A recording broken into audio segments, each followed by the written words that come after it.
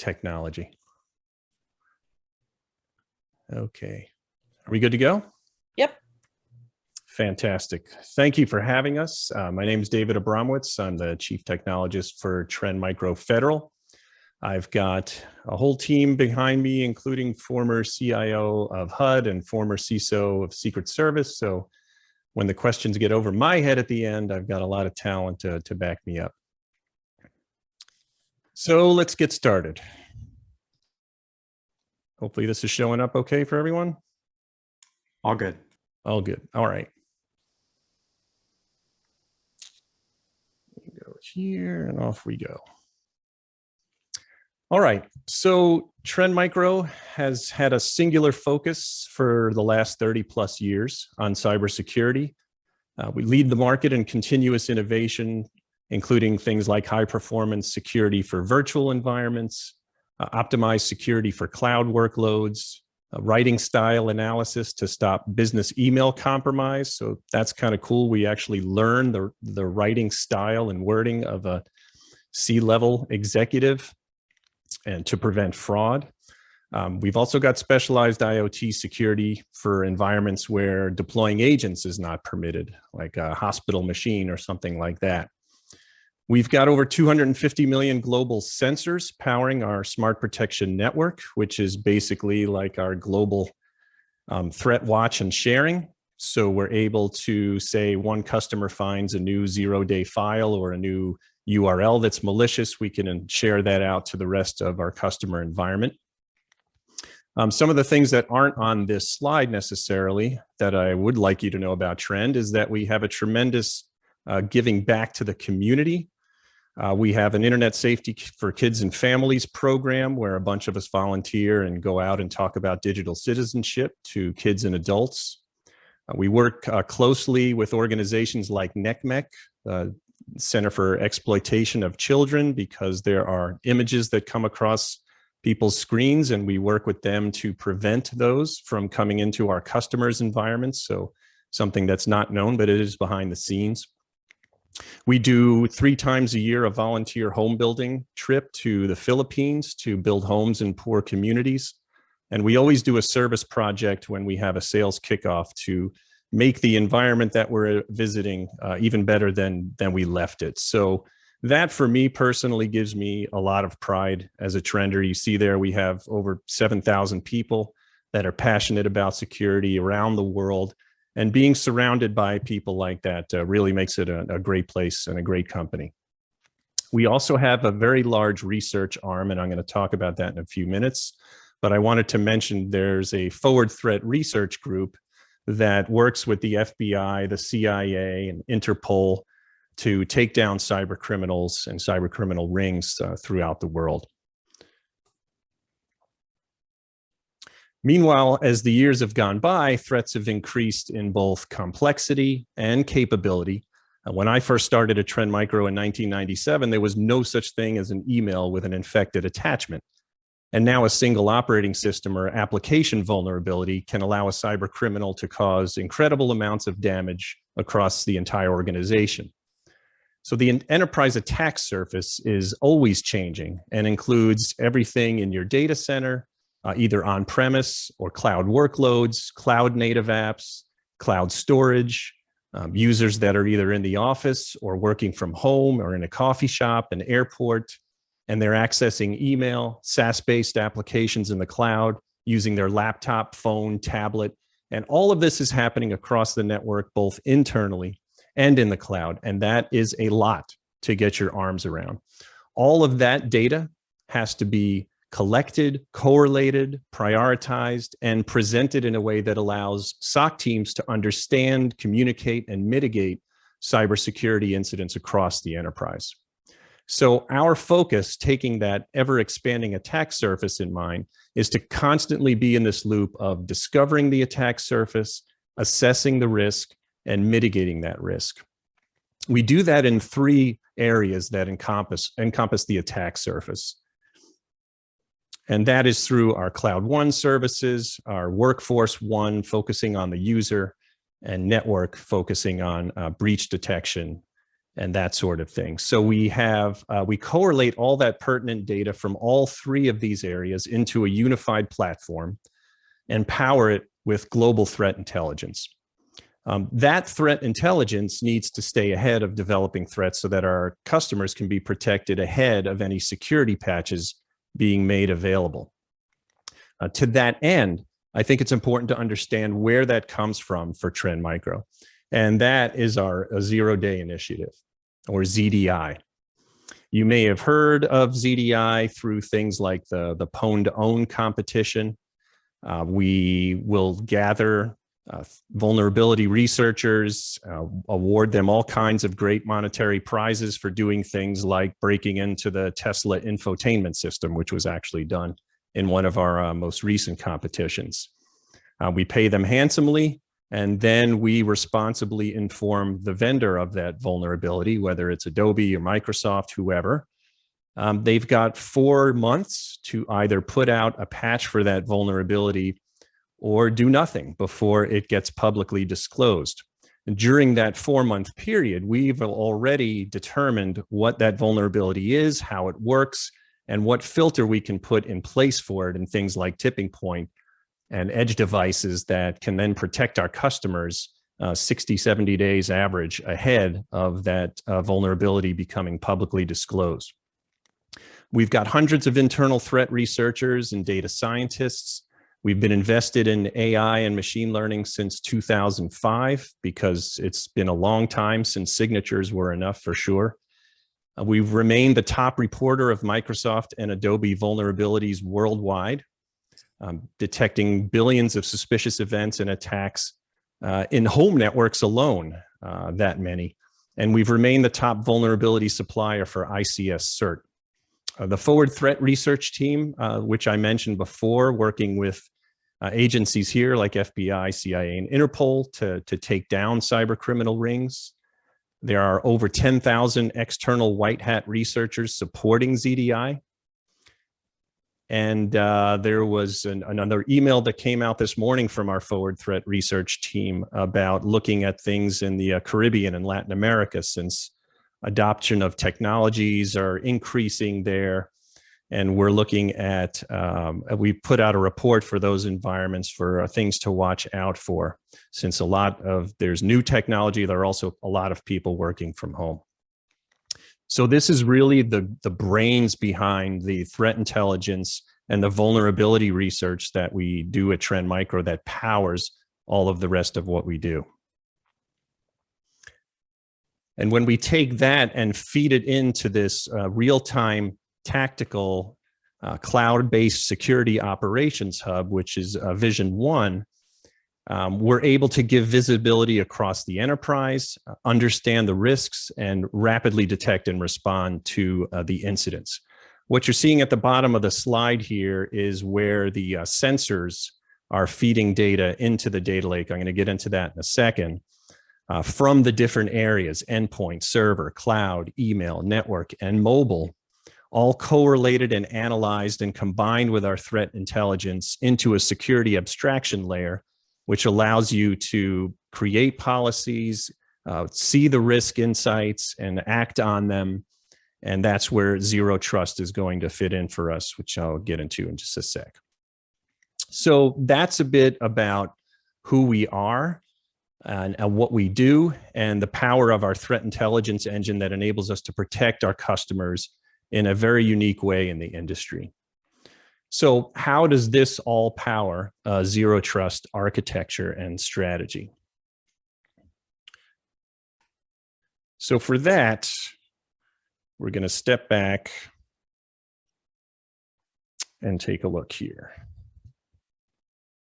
So at the very base, we've got users.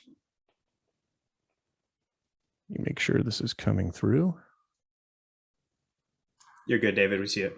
Good? Okay, thank you. So at the very base, we've got users, and Zero Trust is about securing what data can be accessed by those users. All right, now those users are using endpoint devices,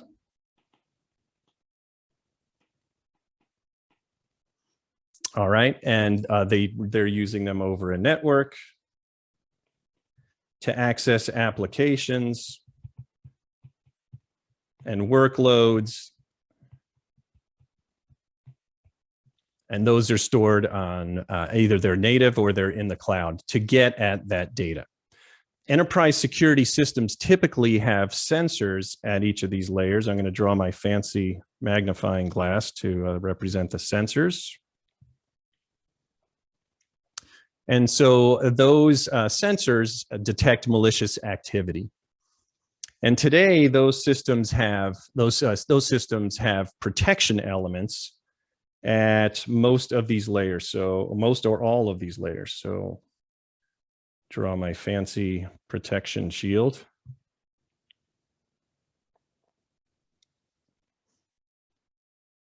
All right, so why do we need something new? Well, the issue is that many of these sensors and protection elements, they don't communicate with each other. So that's like an army trying to fight without coordination and communication between its soldiers. It's just not going to work. So what happens is Zero Trust connects these sensors, which are here, to a system that provides visibility and analytics.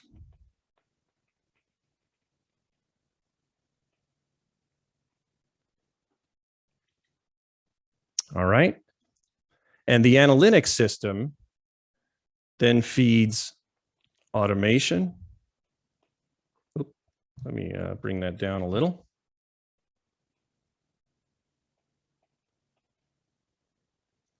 So that's going to give that's going to feed our automation and orchestration. All right, so that provides an automated response across the environment via these protection elements. Now, bringing that all together, when we talk about Zero Trust calculates a risk score.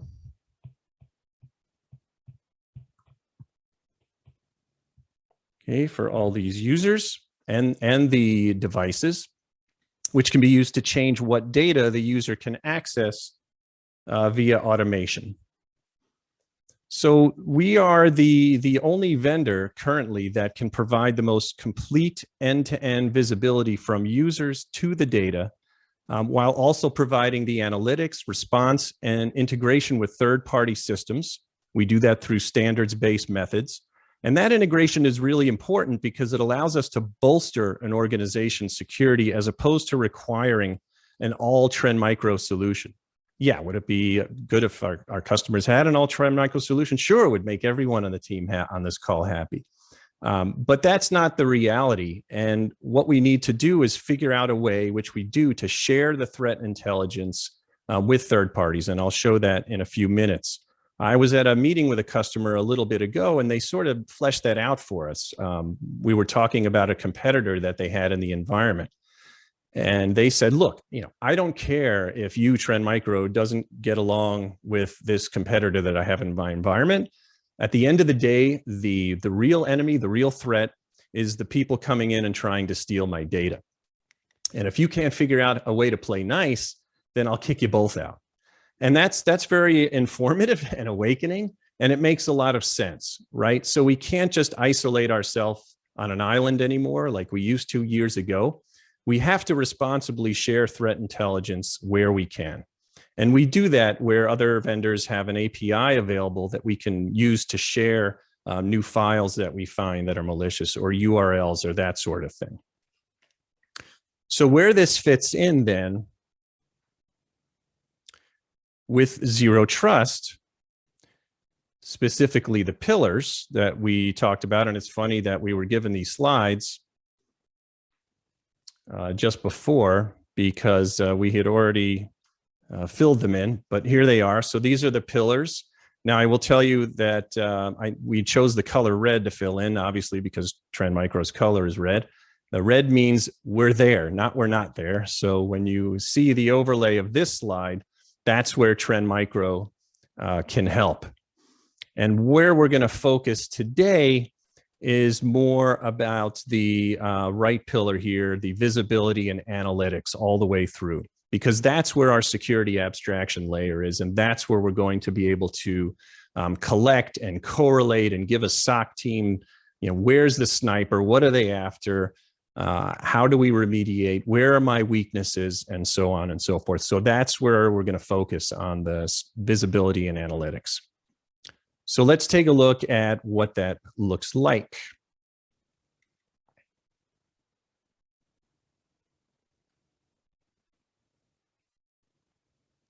Okay, you should be seeing the Vision One security dashboard.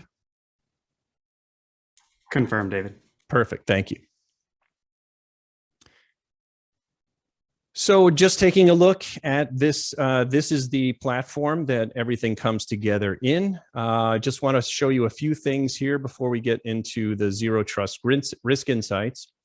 Security dashboard just has some upfront information, but what's really nice is we also integrate with the MITRE attack matrix. So we have a very specific mapping to what's going on in the environment and what stages of attack are happening. So if you want to examine further execution or credential access, discovery, privilege escalation, those things are available to you. The executive dashboard, you'll notice it's, you probably can only see the pre and preview, but we're constantly evolving this for executives as we get feedback, on what kind of information they would like to see. But here we want, sort of a single screen that answers the question, what's my risk index?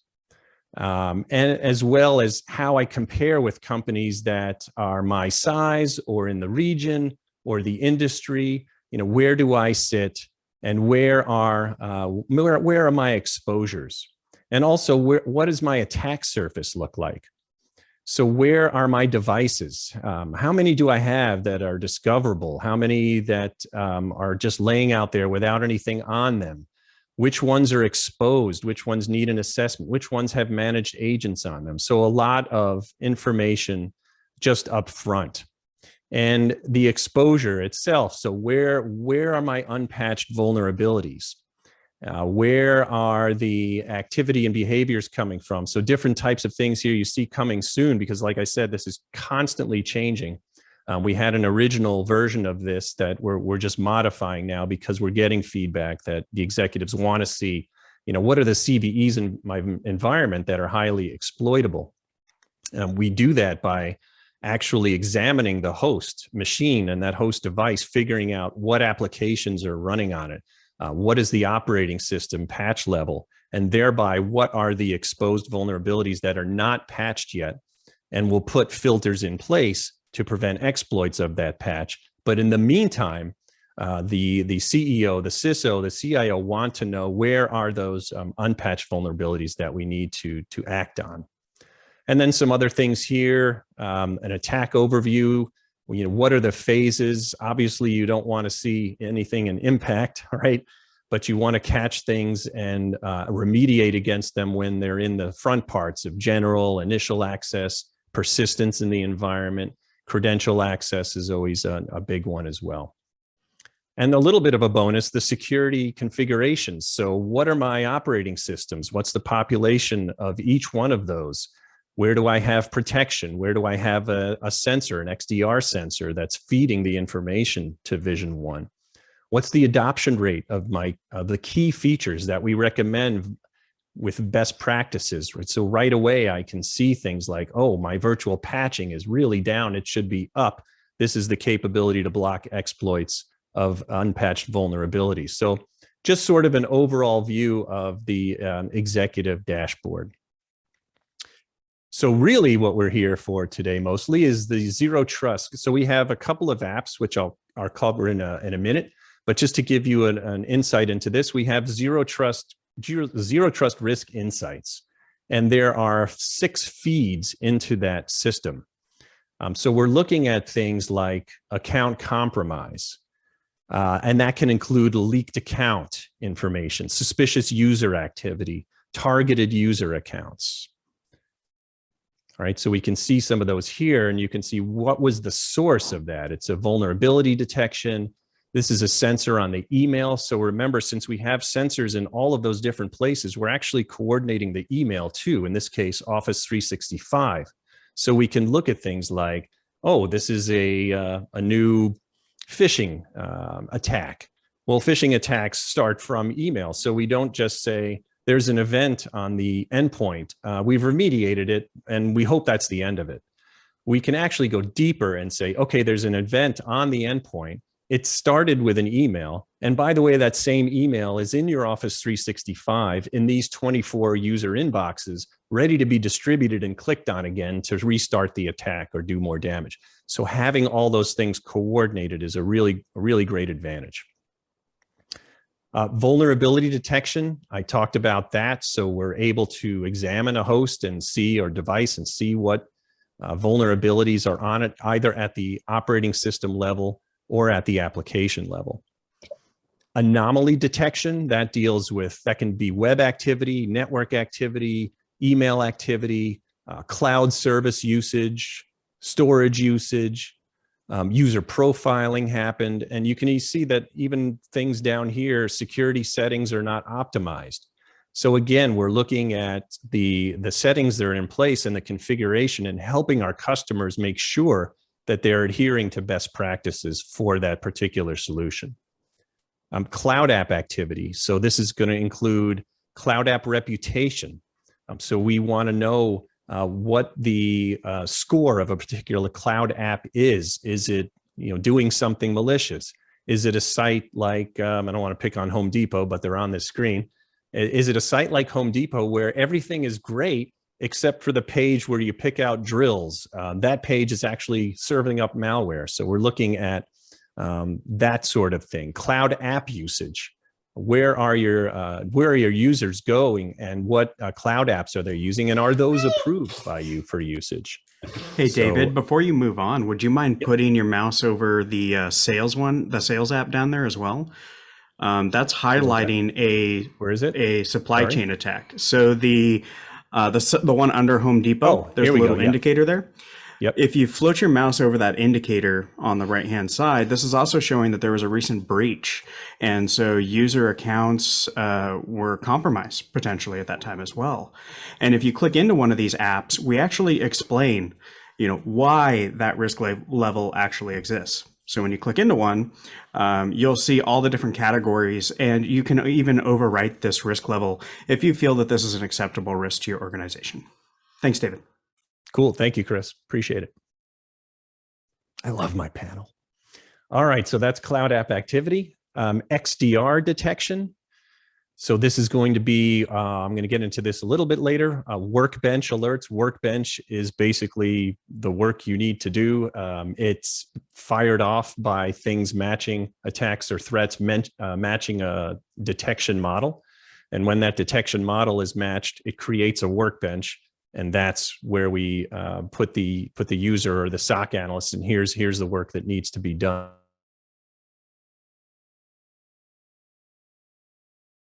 Observed attack techniques. And those are, again, tied to all kinds of different things and integrated into MITRE as well. You can see the reason for some of these just by rolling the mouse over them. Website accesses, these are the workbench IDs, potential web shell execution. So all of those types of things are included in XDR detection. And finally, threat detection, right? This is our bread and butter as well.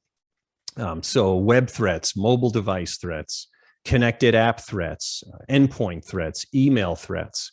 Because we have sensors at all of those different points of entry into the network, we can feed them up into this Vision One console to be able to bring them all into focus, correlate them, and figure out what's going on in the environment. So that's a little bit about the Zero Trust Risk Insights. So I'm going to go back here to the account compromise and just highlight this, right? So it gives you a lot of information. Number one, the mail activity, sending out phishing and malicious emails in bulk. And it gives you not only the information, but the remediation steps as well, quarantining or deleting using the product console. Now you don't, if it's an active threat, you can actually, as I'll show you later, you can go in and inside Vision 1, you don't have to go to your Office 365 console. You can delete or quarantine a message in here. If a user's machine, a device is under attack or under threat, you can actually quarantine that device off the network, again, natively inside Vision 1.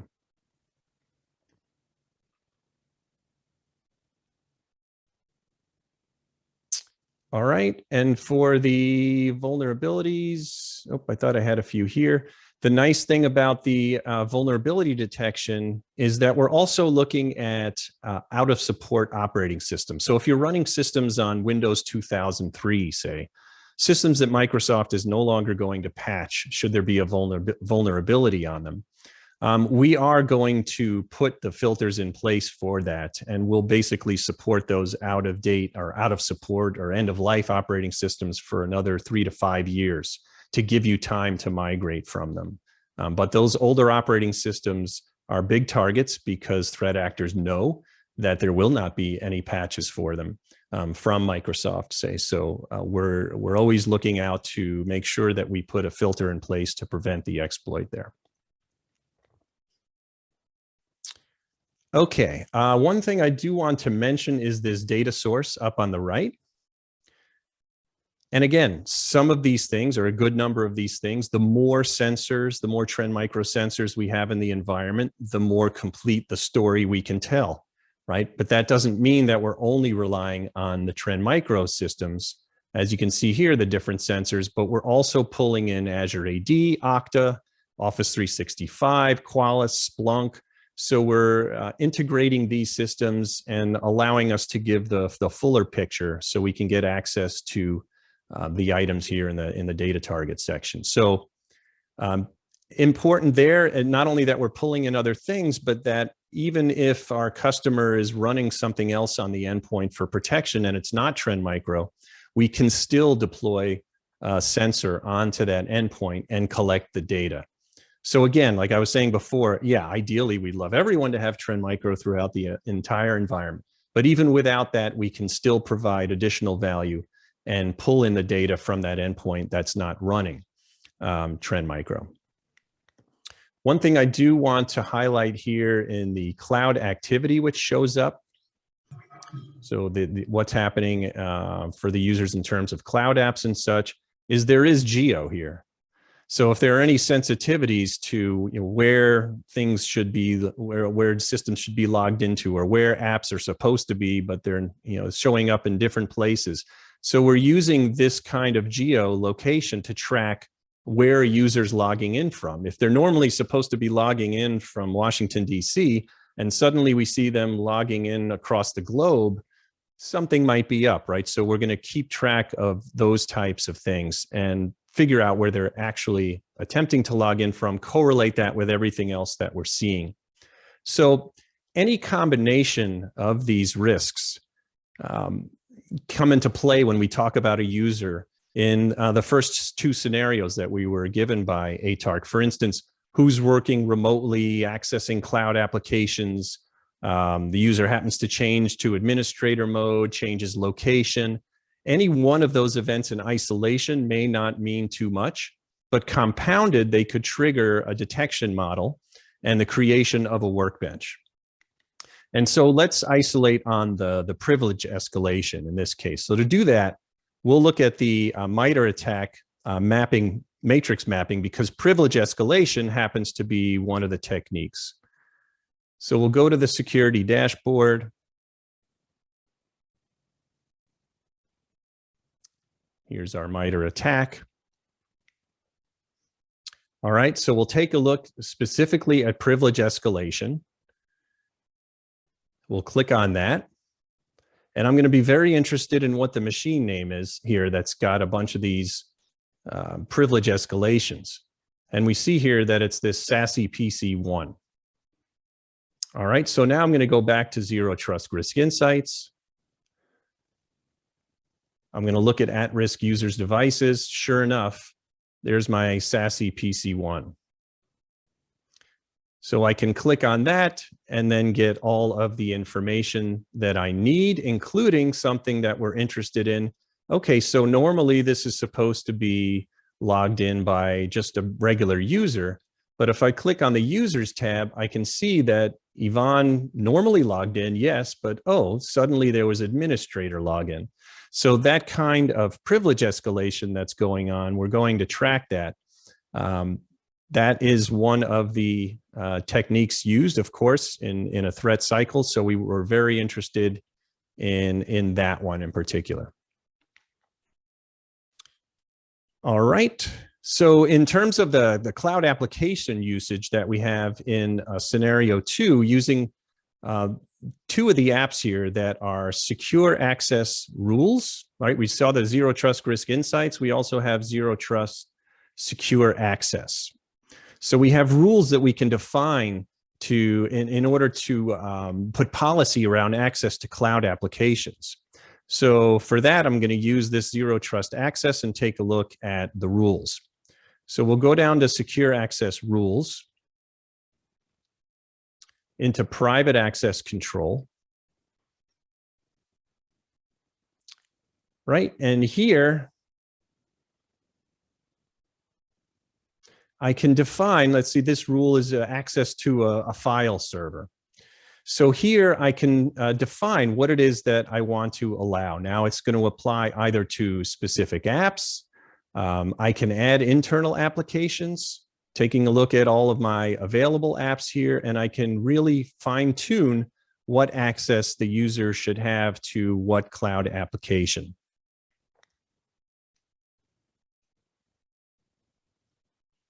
So we can create a rule that not only defines the application to be accessed, but also the who, what, and who, what, when, and where. So if we take a look here, it's either all users or selected users this applies to. When, is it always or custom? What devices?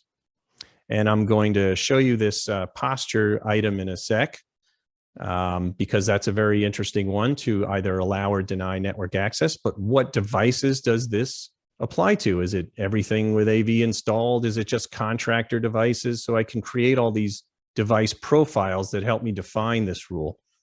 And lastly, the where. What locations? Is it all locations or select locations? So that really allows you to narrow the focus and what you want to do after. Do you want to allow internal app access? Do you want to just monitor it? Or do you want to actually block it? So you can define these device posture profiles, which are over here in the devices, which are very handy. And I'm going to show you where those are. And those are under our rule objects. And these are our device posture profiles. So for instance, I'm just going to click on add so you can see what kind of choices you have in there. So for my Windows devices, I want to create a posture profile and say the device is running the following Windows OS. The firewall's turned on. It has to have at least one of the following AV agents installed. It's got to have an EDR solution. Maybe it joined the domain. Maybe full disk encryption. So these are the things that I am going to require for the device, the posture for the device, in order for it to be used then in that rule to access applications. Because maybe I want to make sure that the Trend Micro identified protection is in place and the Windows OS or the Mac OS version is such a level, right? It has to be at least this build level, let's say, or this release level before I'll even allow it to access these applications. So what happens if a user has a device that you didn't provide, so it doesn't have Trend Micro Protection agent on it, let's say? And as we see, that happens in scenarios 3 and 4. The XDR sensor for Trend Micro can be deployed, as I mentioned before, on any endpoint, regardless of the protection agent installed on it. And we'll still get the metadata Vision 1 needs to correlate with the other sensors and determine risk or threat behavior. Now, what if the system's user needs to access are cloud-based? Say they need access to AWS. like scenario 4. So for that, we can dip again into private access configurations.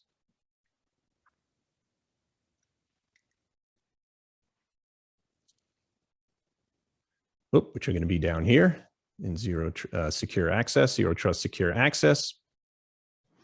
And we're going to use private access connectors. So these things can be set up if they need to access things on Azure or VMware, AWS or Google Cloud. So we can set up a connector virtual appliance to sort of proxy that traffic so that the users have to go through this protection and check layer to access the cloud applications themselves. Once I have that private access connector set up, I can set up the zero trust secure access rules around it. For the internal applications, I can add an internal application. So you saw that there was a list of all of these. Here's where I add it, and I just tie it to a connector group, right? So if I did whatever I'm using there, maybe it's my AWS, what have you. And these access controls help whether traffic is going on-prem to on-prem, on-prem to cloud, cloud to cloud, which apply basically to scenarios 5 to 9.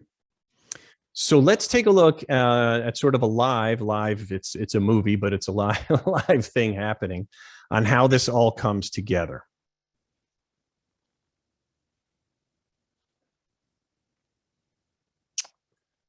Okay. So Zero Trust RiskInsights is constantly assessing the riskiness of users and devices. You can set up rules like the ones we looked at to define how the users should be treated when they reach certain scores. When that happens, you can do a bunch of actions. So here we're looking at a user's risk score, which is between 50 and 100, but you can define what you like there. When that happens, when they fall in that range, you can monitor the sign-in attempt. You can disable the user account. You can force a sign out. You can force password resets and further define if we should monitor or block the user's access to internal apps down below. Now, the system can restore the user's account and access once their risk score falls below the threshold. So let's take a look at how this works on what the user is actually going to see. So on the endpoint, first we're going to load up Office 365 portal and our wiki. Now what's important here is the portal has direct access and doesn't go through a zero trust network access gateway, whereas the wiki does. So after the user performs actions that are risky, in this case, the user is going to open up a command prompt and dump the memory of lsas.exe, which is a credential stealing tactic. So their risk score is immediately reassessed, and you'll see at the bottom right a little alert that their access is blocked. And there it is. Now what happens if they try to click on another page in the browser or refresh, they no longer have access to the wiki. In this case, the rule was also configured to disable the user.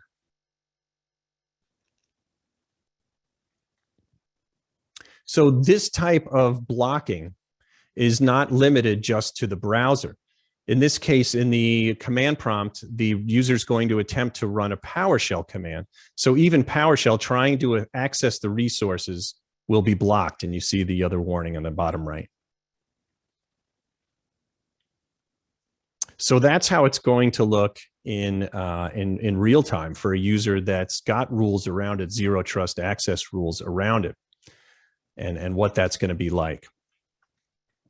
So in scenario 9 actually brings up a third-party integration. So I'm just going to look at where that lives in Vision 1. And what we're going to do for that, we showed you I showed the external connections, but we're also, like I said, working with other vendors. So where there's an API for us to connect and send threat intelligence, we can do that. And that includes things like IBM Firewall, Checkpoint Firewall, Palo Alto Traps, other devices, Tipping Point. So we can share the threat intelligence out. And that's sort of a new thing. Let me show you where that is. That's down here in administration. And it's new-ish in that Trend Micro used to be very insular about this. We had to create everything ourselves, and we had to not share, and everything had to be built here, and you know, forget the other vendors. Now look at what's happening on this list. This is our third-party integration. So depending on what category you're interested in, we may have a ton of different resources for you. So you'll notice in the third-party integration, so this really pertains to scenarios 10 through 12 that deal with user information, credentials, access. For that, if you notice in the third-party integration, if I focus on identity and access management, whoops, click again. Right, so we've pulled in Active Directory on-prem, Azure AD, and Okta, so that allows Vision One to access the user, endpoint, and system logs. So that way it can provide comprehensive analysis into both the environment and user behaviors. So that pertains to 10 to 12.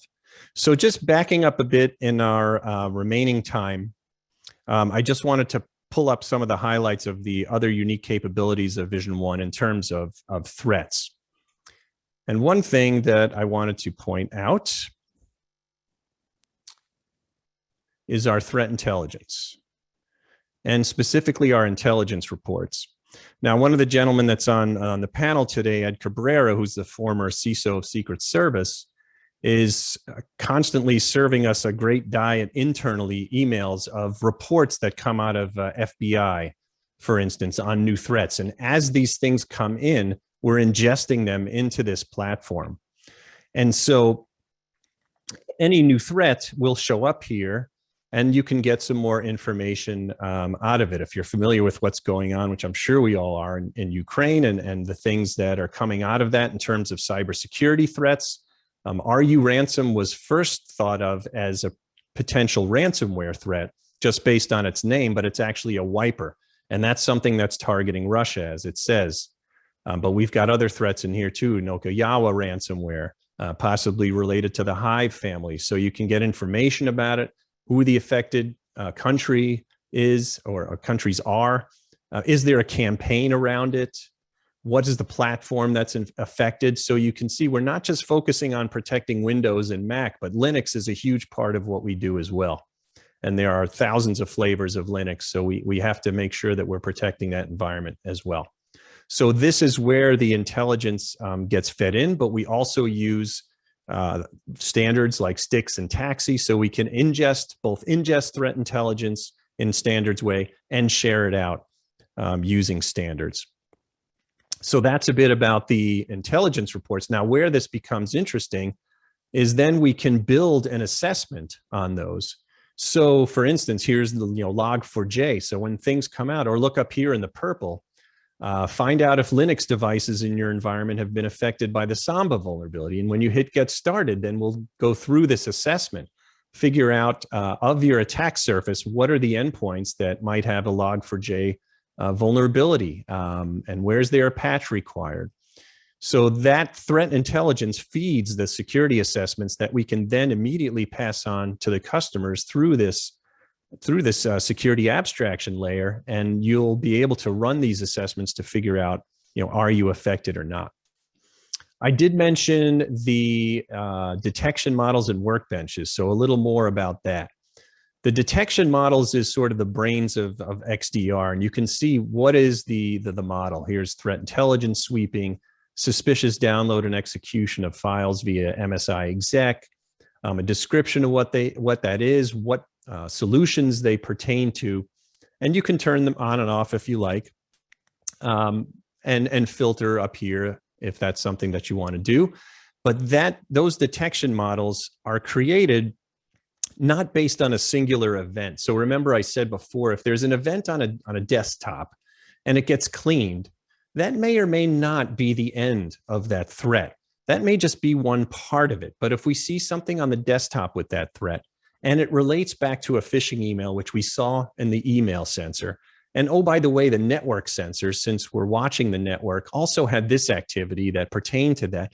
That's when everything gets correlated and detection models are created from that, which then create workbenches for the user. So one thing I'm going to show you here, which is kind of timely, I'm just going to switch over to the other console because this one has an early indicator of Conti ransomware.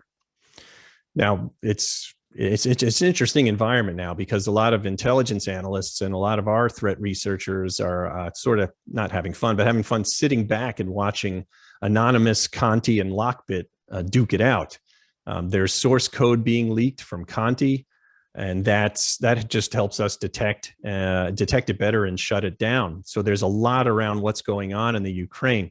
But hey, chalk one up to Twitter for being a source of cyber intelligence information, right? Who knew? So in this Conti workbench, let's take a look. So this, as a SOC analyst, is where I'm going to start doing my work.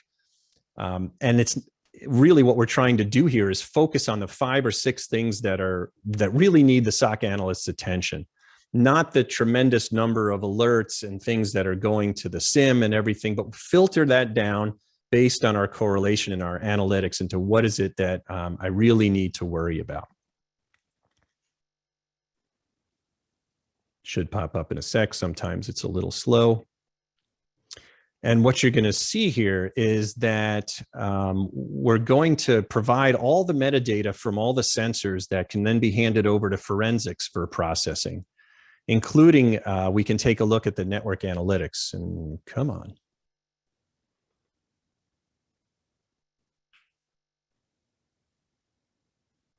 If it doesn't work, then I'll switch back to the other one.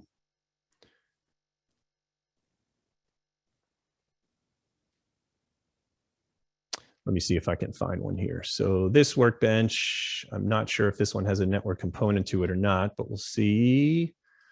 Nope, this one does not. So I'll try and see if it shows up in the other tab again.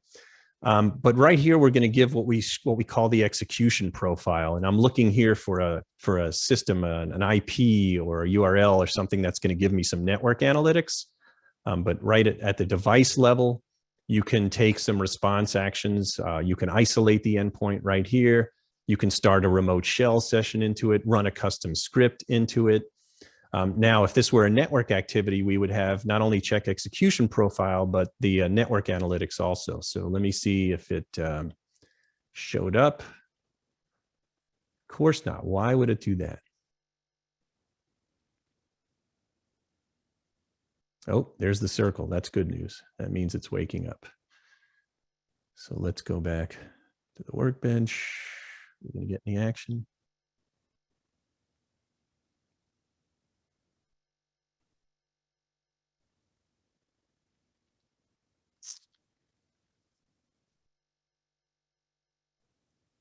Okay, well, this looks like it's not going to make up its mind. Oh, it heard me. Come on, give me a little spinning circle. So what you're going to see here is we allow you, here we go. Yay. All right, so what I'm looking at in all this spidery visualization here is something like this, where I've got an IP address. Now you'll notice on the left, it's going to highlight what this is. So it's early indicator of Conti ransomware attack. There's a possible Cobalt strike connection, including the MITRE technique. All right, application layer protocol, web protocols, etc. What the malware is that we found, and all of the interesting things to look at here. So if I right click on this one, you'll see I have check network analytics report.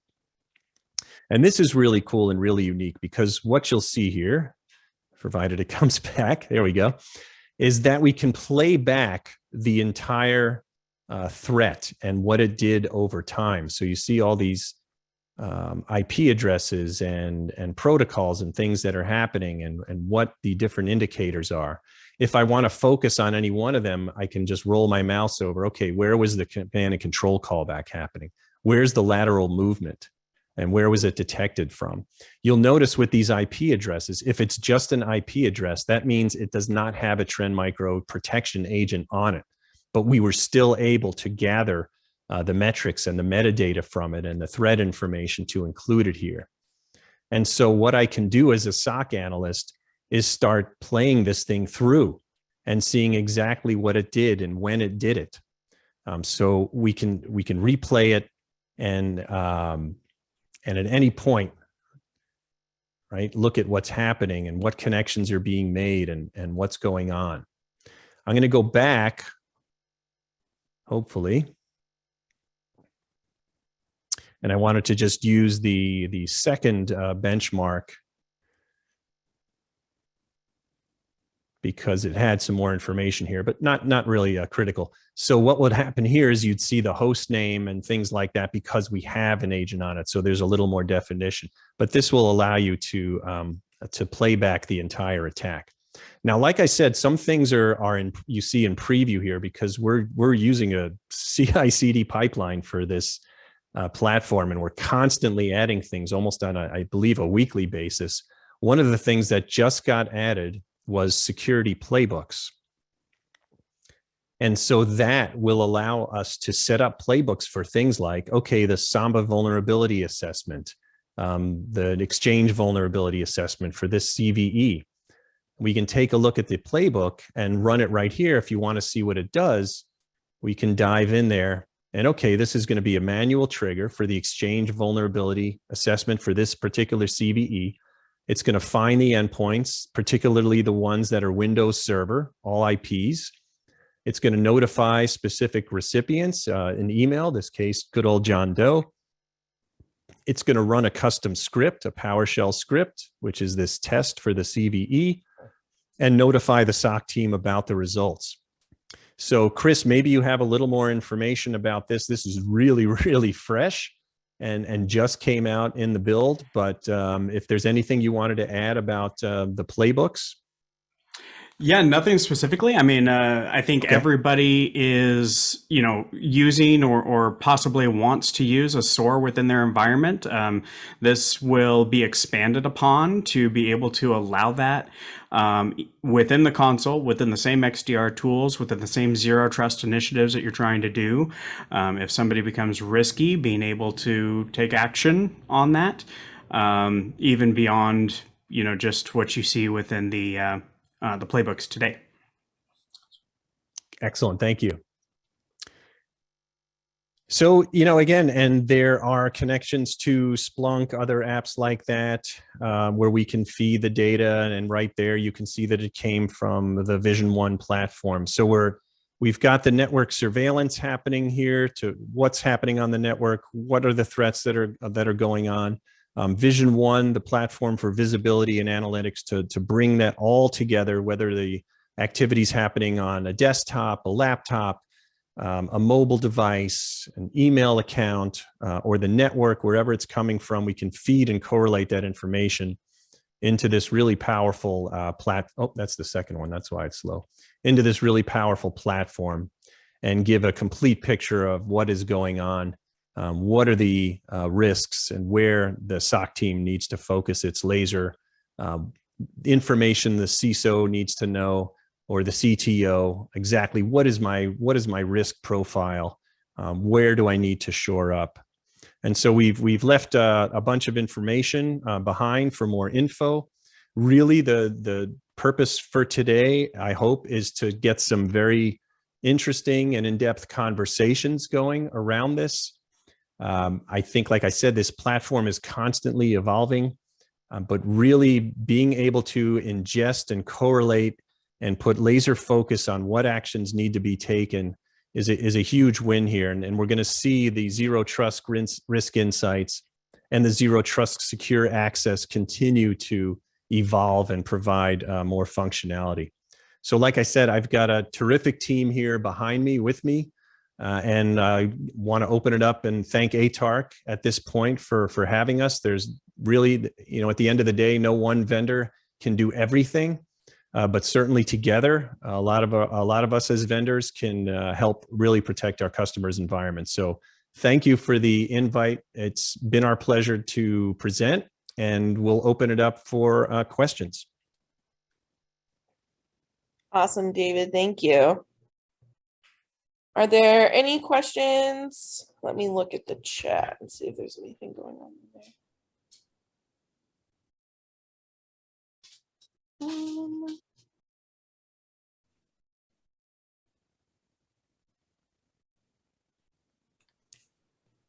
don't see any questions in the chat. Oh, yeah, I can take a look at the chat now. I didn't have that up before.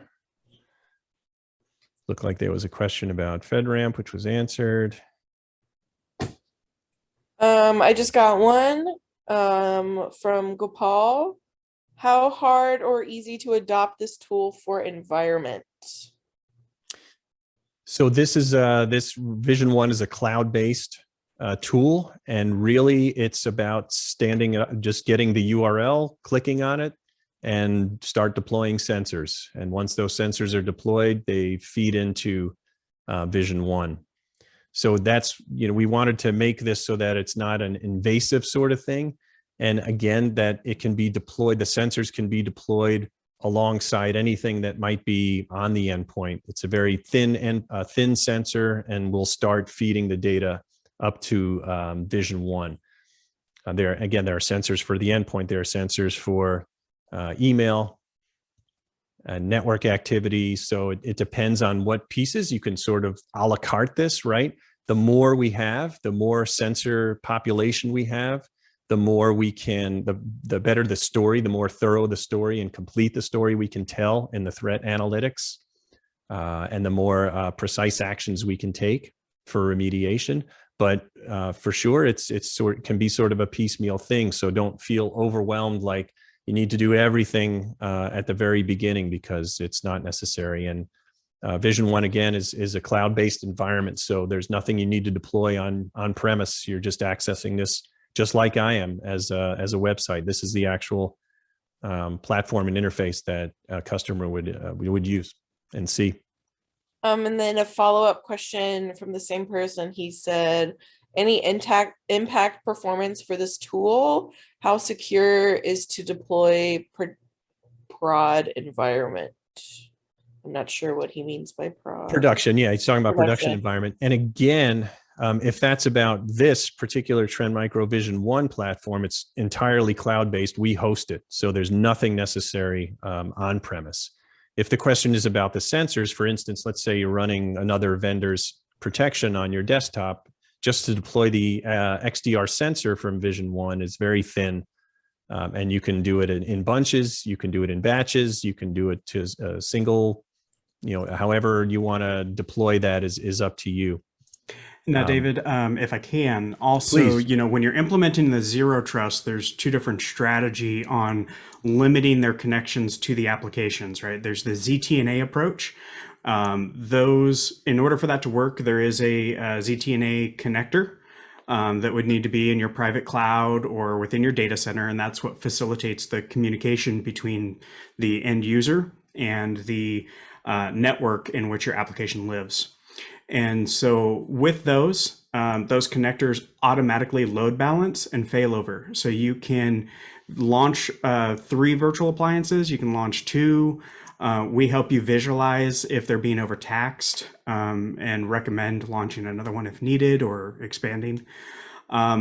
But you don't have to start with the ZTNA approach using that component even at first. You could do the web gateway approach and start implementing security controls around your SaaS. And that uses a virtual web gateway, nothing to deploy within the environment itself. So there are multiple ways. It just depends on how customers want to roll it out and what they want to secure first. Awesome, thanks. And Chris Anderson, I got a Chris Peterson too. Chris Anderson is our product manager for Vision One. So thank you, Chris. Appreciate that. Yeah, no problem. Awesome. Any other questions?